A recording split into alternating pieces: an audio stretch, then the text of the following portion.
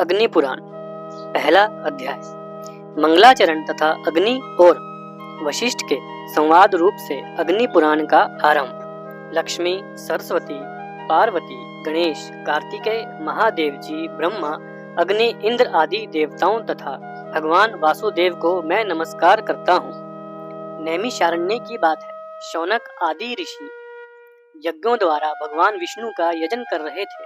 उस समय वहाँ तीर्थ यात्रा के प्रसंग से सूत जी पधारे। महर्षियों ने उनका स्वागत सत्कार करके कहा।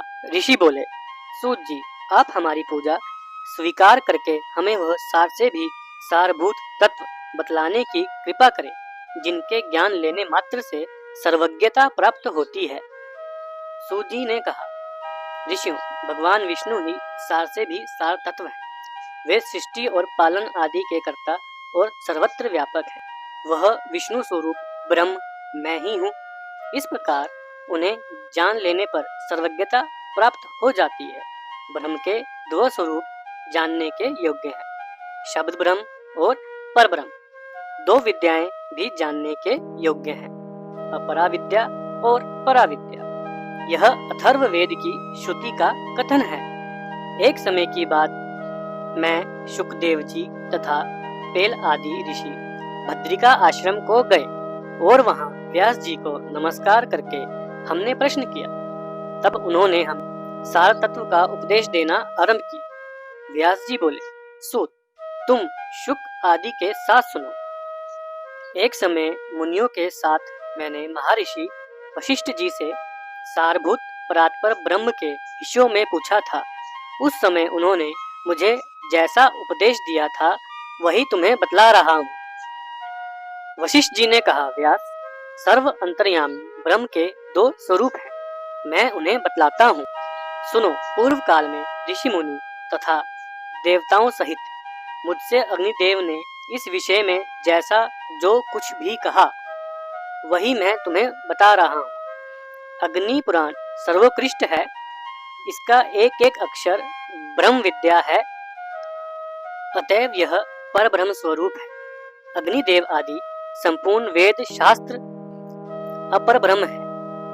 पर ब्रह्म स्वरूप अग्नि पुराण संपूर्ण देवताओं के लिए परम सुखद है। अग्निदेव द्वारा जिसका कथन हुआ है वह अग्नि पुराण वेदों के तुल्य सर्वमान्य है। यह पवित्र पुराण अपने पाठकों और श्रोता जनों को भोग तथा मोक्ष प्रदान करने वाला है। भगवान विष्णु ही कालाग्नि रूप से विराजमान है। वह ही ज्योतिर्मय परात्पर पर ब्रह्म है। ज्ञान योग तथा कर्म योग द्वारा उन्हीं का पूजन होता है। एक दिन उन विष्णु स्वरूप अग्निदेव से मुनियों सहित मैंने इस प्रकार प्रश्न किया। वशिष्ठ जी ने पूछा, अग्निदेव, संसार सागर से पार लगाने के लिए नौका रूप परमेश्वर ब्रह्म के स्वरूप का वर्णन कीजिए और संपूर्ण विद्याओं के सारभूत उस विद्या का उपदेश दीजिए जिसे जानकर मनुष्य सर्वज्ञ हो जाता है। अग्निदेव बोले, वशिष्ठ, मैं ही विष्णु हूँ। मैं ही कलाग्नि रुद्र कहलाता हूँ। मैं तुम्हें संपूर्ण विद्याओं की सारभूता विद्या का उपदेश देता हूँ, जिसे अग्नि पुराण कहते हैं। वही सब विद्याओं का सार है। वह ब्रह्म स्वरूप है। सर्वमय एवं सर्व कारणभूत ब्रह्म उससे भिन्न नहीं है। उसमें सर्ग, प्रतिसर्ग, वंश, मनवंतर, वंशानुचरित आदि का तथा मत्स्य कुर्म आदि रूप धारण करने वाले भगवान का वर्णन है। भगवान विष्णु की स्वरूप भूता दो विद्याएं हैं, एक परा और दूसरी अपरा। ऋग, यजु, साम और अथर्व नामक वेदों के 6 अंग शिक्षा, कल्प, व्याकरण, निरुक्त, ज्योतिष और छंद शास्त्र तथा मीमांसा, धर्मशास्त्र, पुराण, न्याय, वैदक, गंधर्व वेद, धनुर्वेद और अर्थशास्त्र, यह सब अपरा विद्या है तथा परा विद्या यह है जिसमें उस अदृश्य, गोत्र रहित, चरण रहित, नित्य, अविनाशी ब्रह्म का बोध है। इस अग्नि पुराण को परा विद्या समझो। पूर्व काल में भगवान विष्णु ने मुझसे तथा ब्रह्मा जी ने देवताओं से जिस प्रकार वर्णन किया उसी प्रकार मैं भी तुमसे मत्स्य आदि अवतार धारण करने वाले जगत कारण भूत परमेश्वर का प्रतिपादन करूंगा। दूसरा अध्याय, मत्स्य अवतार की कथा। वशिष्ठ जी ने कहा, अग्निदेव, आप सृष्टि आदि के कारणभूत भगवान विष्णु के मत्स्य आदि अवतारों का वर्णन कीजिए। साथ ही ब्रह्म स्वरूप अग्नि पुराण को भी सुनाइए, जिसे पूर्व काल में आपने विष्णु भगवान के मुख से सुना था।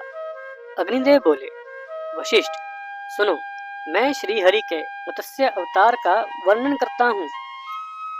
अवतार धारण का कार्य दुष्टों के विनाश और साधु पुरुषों की रक्षा के लिए होता है। बीते हुए कल्प के अंत में ब्रह्म नामक नैमित्तिक प्रलय हुआ था। मुने उस समय भू आदि लोग समुद्र के जल में डूब गए थे। प्रलय की पहले की बात है। वैवस्वत मनु भोग और मोक्ष की सिद्धि के लिए तपस्या कर रहे थे। एक दिन जब वे कृतमाला नदी में जल से पितरों का तर्पण कर रहे थे, उनकी अंजलि के जल में एक बहुत छोटा सा मत्स्य आ गया। राजा ने उसे जल में फेंक देने का विचार किया।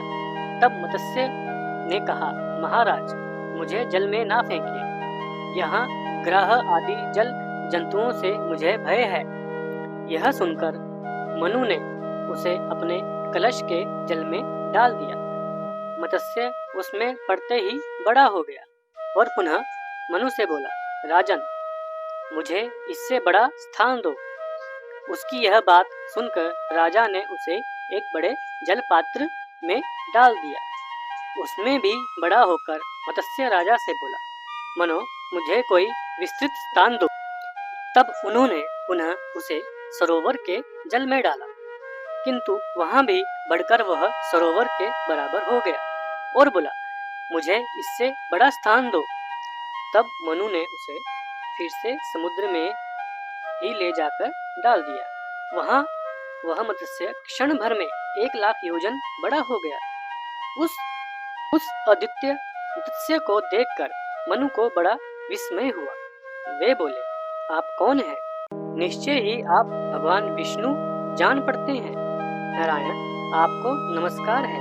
जनार्दन, आप किस लिए अपनी माया से मुझे मोहित कर रहे हैं? मनु के ऐसा कहने पर सबके पालन में संलग्न रहने वाले भगवान उनसे बोले, राजन, मैं दुष्टों का नाश और जगत की रक्षा करने के लिए अवतीर्ण हुआ हूँ। आज से 7वें दिन समुद्र संपूर्ण जगत को डुबा दे।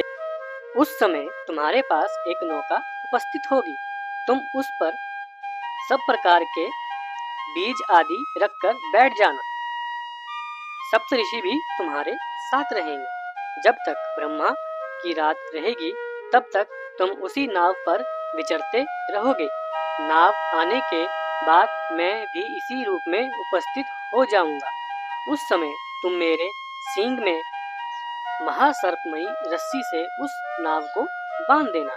ऐसा कहकर भगवान मत्स्य अंतर्ध्यान हो गए और वैवस्वत मनु उनके बताए हुए समय की प्रतीक्षा करते हुए वहीं रहने लगे। जब नित्य समय पर समुद्र अपनी सीमा लांघकर बढ़ने लगा, तब वे नौका पर बैठ गए। उसी समय एक सिंह धारण करने वाले स्वर्णमय मत्स्य भगवान का अवतरण हुआ।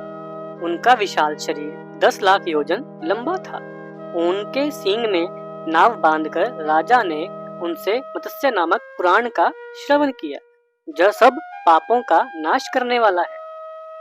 मनु भगवान मत्स्य की नाना प्रकार के स्तोत्रों द्वारा स्तुति भी करते थे। प्रलय के अंत में ब्रह्मा जी से वेदों को हर लेने वाले हयग्रीव नामक दानव का वध करके भगवान ने वेद मंत्र आदि की रक्षा की। तत्पश्चात वाहरा कल्प आने पर श्री हरि ने कच्छप रूप धारण किया।